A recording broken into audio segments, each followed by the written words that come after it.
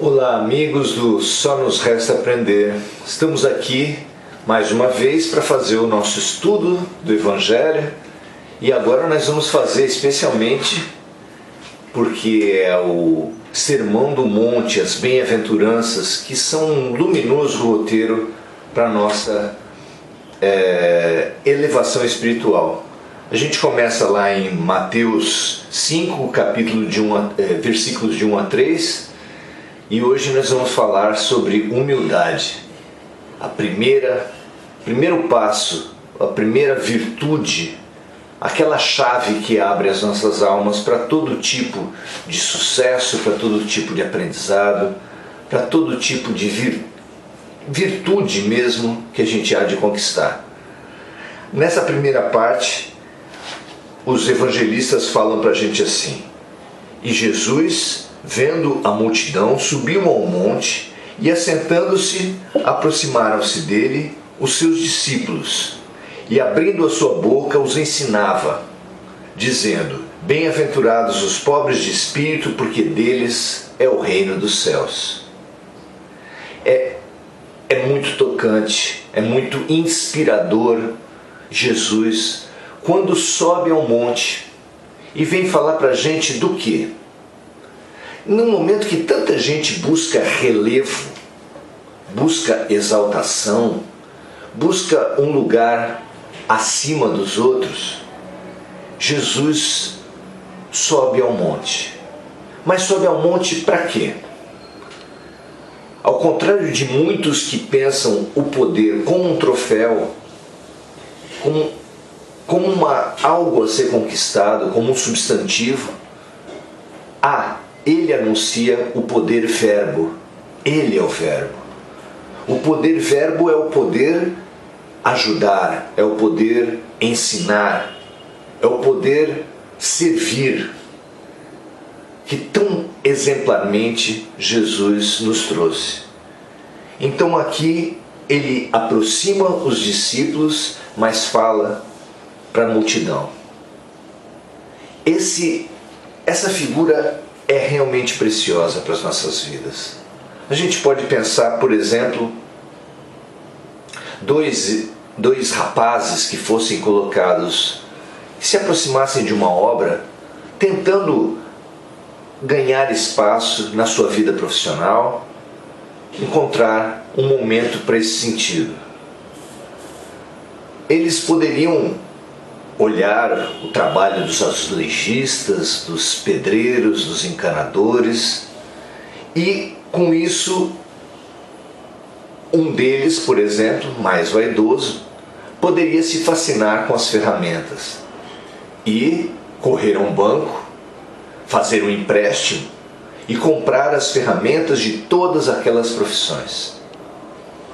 No dia seguinte, nos dias que se seguirem a isso, aquele mais simples, mais humilde, continuaria curioso, ajudando, aprendendo aquelas atividades, enquanto o outro estaria muito ocupado com as diversas caixas de ferramentas, com o peso dessas aquisições dele, e com o decorrer do tempo precisaria fazer manutenção, precisaria cuidar delas, e passaria os dias que antes usava aprendendo e cuidando no zelo com as ferramentas, no cuidar, no carregar esse peso que ele mesmo trouxera para suas vidas. Essa história simples nos ajuda a pensar diversos aspectos da nossa vida. O poder em si não faz mal para ninguém. O poder faz parte da realização do ser humano. Acusa-se hoje em dia uma pessoa como ambiciosa, como se isso fosse por si muito mal. Mas na verdade, a busca da felicidade, a realização das nossas capacidades é sem dúvida sinônimo da felicidade, é o sentido das nossas vidas. Não há problema em ser ambicioso, mas ser ambicioso no quê? buscar o poder para quê? O poder como algo a nos exaltar ou como algo a servir, algo a oferecer? Essas duas lógicas, essas duas possibilidades, essas duas alternativas se oferecem a todo momento. Na nossa história, parece claro que ao final de um certo período, aqueles dois rapazes receberiam uma consideração muito diferente do azulejista, do encanador, do eletricista, do pedreiro e mesmo do empreiteiro da obra. Quem não quer trabalhar com alguém simples, humilde, de boa vontade, que quer aprender?